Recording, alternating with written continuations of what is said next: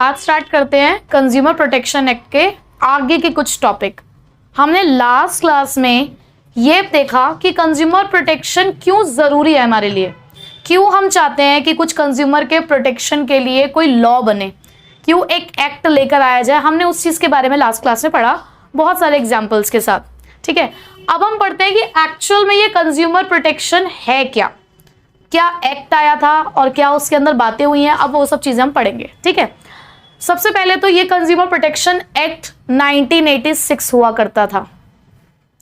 फिर उसके बाद 2019 में इसमें कुछ अमेंडमेंट्स आए, यानी कि कुछ चेंजेस हुए, और उसके बाद इसका नाम हो चुका है अब कंज्यूमर प्रोटेक्शन एक्ट 2019।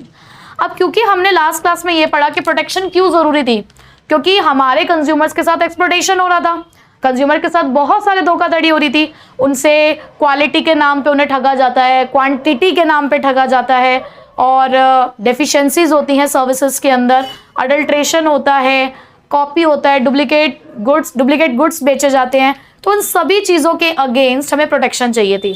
तो कंज्यूमर प्रोटेक्शन आया इन्हीं सब चीज़ों के लिए। तो सबसे पहली चीज़, consumer protection seeks to protect and promote.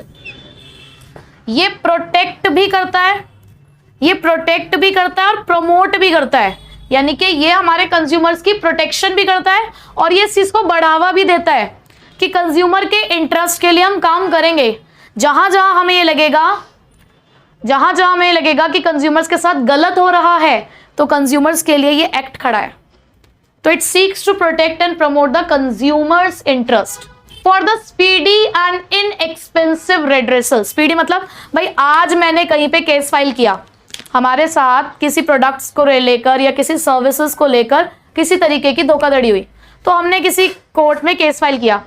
भाई केस हमने आज फाइल किया है और उसका जो हमें सॉल्यूशन प्रोवाइड किया जा रहा है वो 1 साल 2 साल 3 साल इतना टाइम लग गया। आपने सुना होगा सालों साल केसेस चलते रह जाते हैं। क्या फायदा होता है, इतने में तो बंदा ही भूल जाता है जिसने केस फाइल किया होता है। प्लस जितना लंबा टाइम तक वो चलेगा भाई उतना पैसा भी खर्च होता है। जब आप कोर्ट में केस फाइल करते हो तो देखो कुछ ना कुछ नॉमिनल चार्जेस लगते ही लगते हैं जो आपको खर्च करने पड़ेंगे।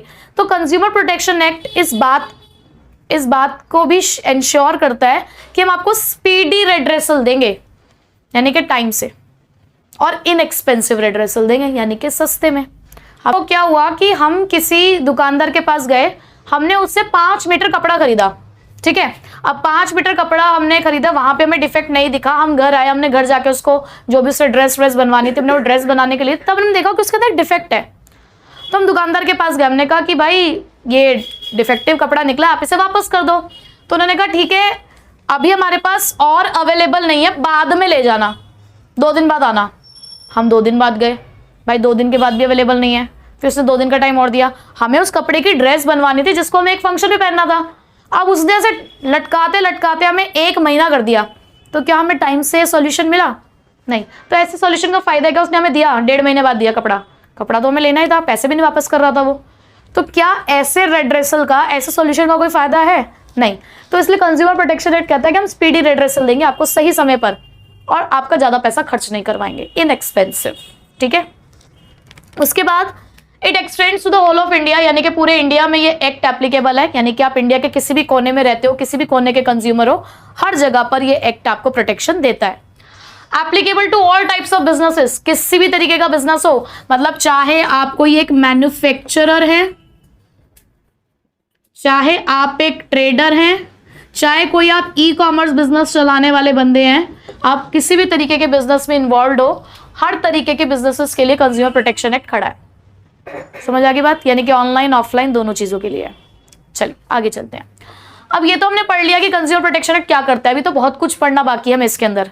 ठीक है, ये तो जस्ट हमने उसका एक इंट्रोडक्शन सा लिया है कि क्या होता है। Now who is a consumer as per consumer protection act 2019। Consumer protection act के अकॉर्डिंग कौन होते हैं कंज्यूमर्स?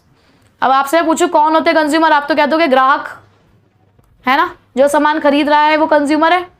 ये बहुत सरल भाषा में है, लेकिन जब कोई एक्ट बनता है, जब कोई लॉ बनता है, तो वो एक एक वर्ड एक्सप्लेन करता है कि क्या है और कैसा है, हर एक चीज डिस्क्राइब की जाती है। तो जरा पढ़ते हैं, who is a consumer. A consumer is a person.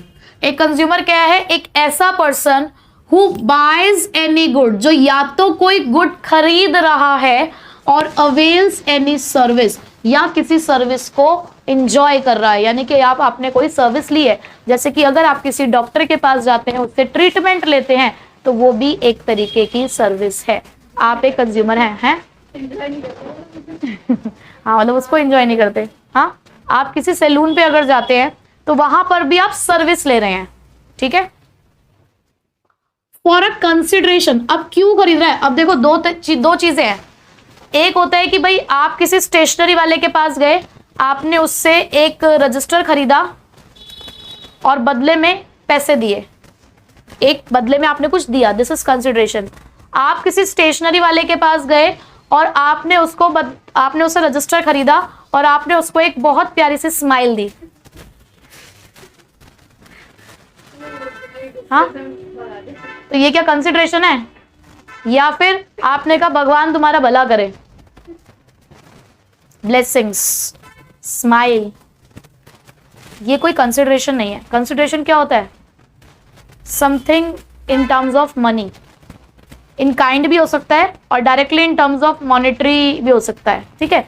तो यहां पर है कि बदले में कुछ देना है, ठीक है। समझ आ रही है बात?